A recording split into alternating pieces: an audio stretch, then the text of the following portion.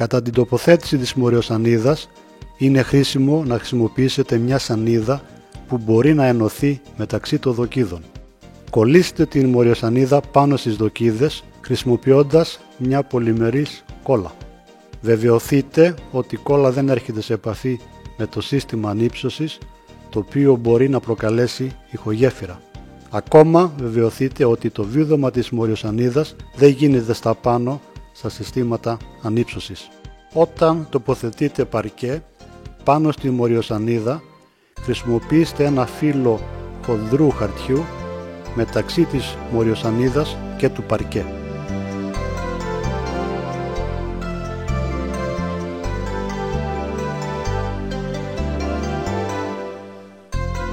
Κατά την εγκατάσταση του σοβατεπί, χρησιμοποιήστε μια σανίδα για να πιέσετε το σοβατεπί προς τα κάτω.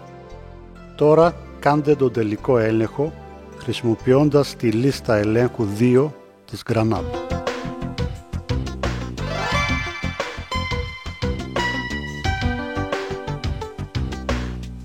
Έχετε εγκαταστήσει ένα ελκυστικό δάπεδο με επαρκή ηχομόνωση από κτυπογενή και αερόφερτο θόρυβο.